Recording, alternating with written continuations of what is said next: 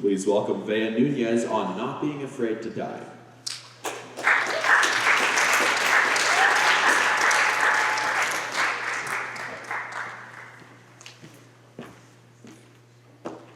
Good evening, everyone.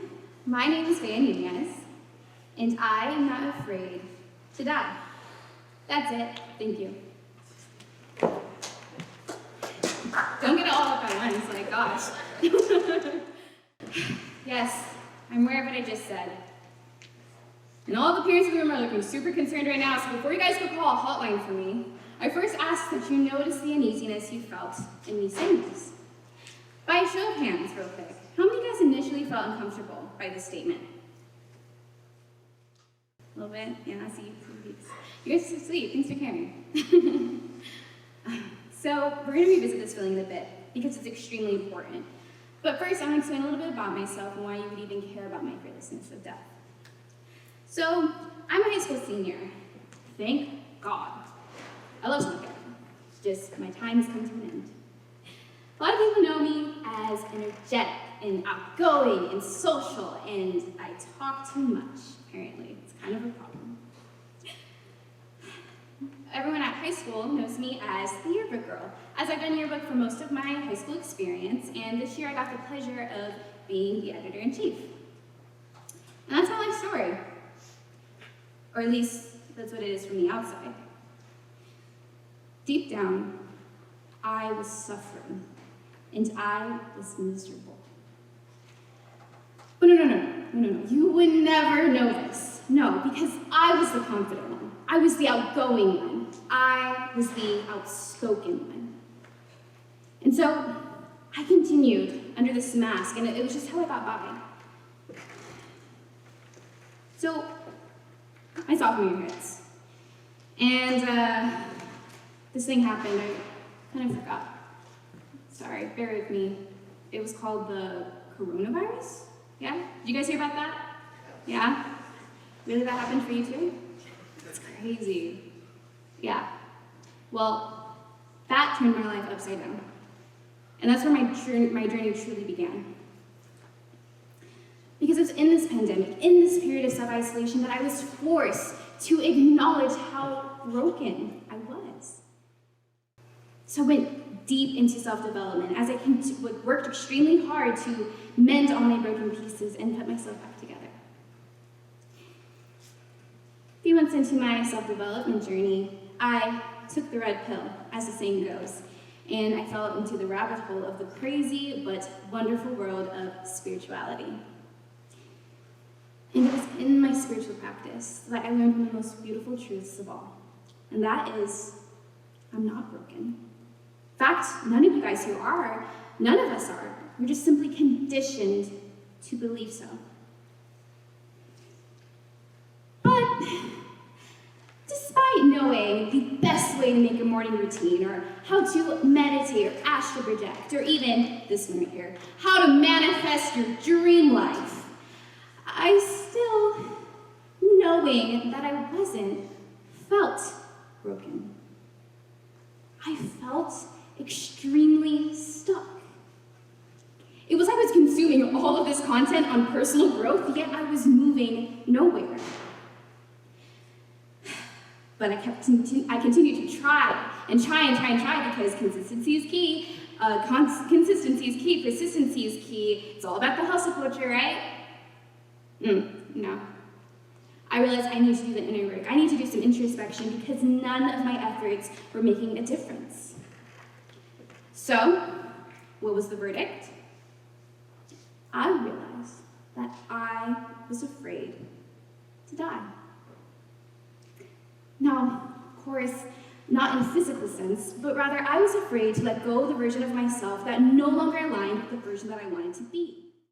In fact, I found myself giving more energy and staying stuck than actually moving forward. Now, I'm not the only one who does this. With New Year's just being a few months ago, the infamous study done at the University of Scranton showed us that only 8% of people who set resolutions actually achieve them. Only 8%. That's insane. Before we continue, though, I want to throw the ugly excuse of privilege out the window. Because some of the most amazing people to ever walk this planet did it at their lowest point, whether that was financially, mentally, physically, or emotionally. So now, looking at the statistic at its face value, we have to question how this 8% of people were able to become successful versus the 92 others who are still chasing for that change.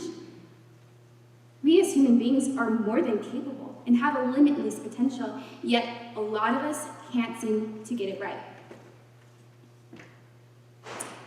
Through my research and personal findings, I see that simply an unwillingness to let go of the stories, the beliefs, and the habits, mentalities that we were taught to take on.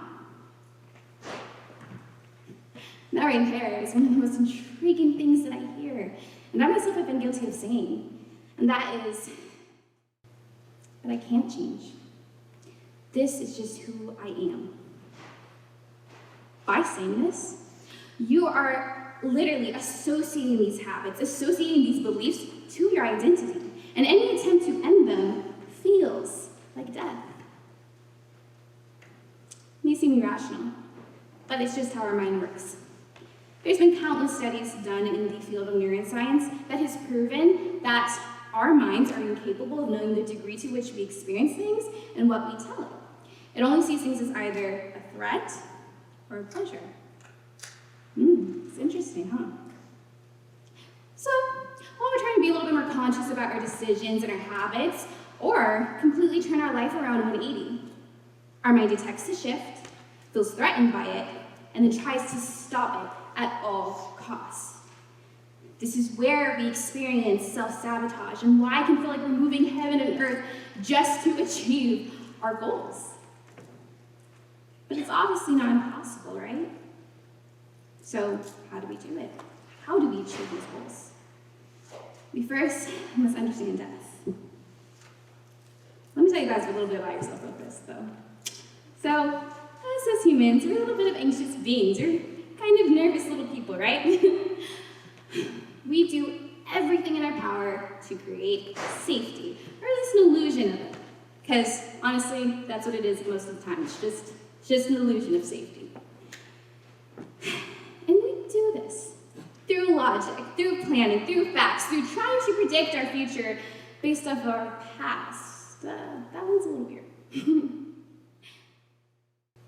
We do this again for the sense of security, the sense of comfort. And that, my friends, is exactly why death scares us so much.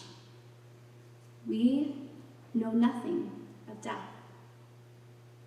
We can't plan for it. Nobody comes back to tell us what it was like. My goodness, I wish. I bet we all do. Furthermore, we all die in our own unique ways. It's not one size fits all.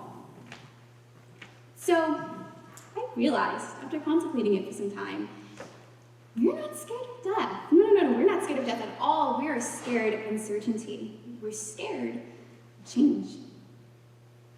That's something we experience during this lifetime. Granted, some of us more than others try to resist it, but we all inherently don't like it. And so, I truly believe that death symbolizes change, it symbolizes uncertainty, but you guys know what else is associated with death? Pain. It can be painful, in most cases, to die. It will be painful to let the old versions of yourselves die out. You will literally have to mourn for the person that you used to be, the things that you used to do, and the ways that you used to live. I'm not making this sound very appealing. I know. I'm sorry. Actually, I'm not sorry. Because it is so necessary to die, because how else are you supposed to call in the new opportunities, the new accomplishments, if you are literally holding on to the old by a death grip, no pun intended. You cannot be reborn without first dying. Simple as that. Now, the last thing I'll say is this. Unlike physical death, we're going to be constantly shedding old versions of ourselves as we are continuing to grow and evolve and become the human beings that we were put on this earth to be. And that's not going to be easy. I'm not going to sugarcoat that much. It's not been easy for me as I'm continuing my death and rebirth and then death again cycle. But it's life. One day, for you guys, it'll become like second nature. And you'll just become more in the flow of it. And you'll just find yourself accepting it. And when the Grim Reaper comes knocking on your door, you'll be able to confidently say, like I stood here today, I am not afraid to die. Thank you.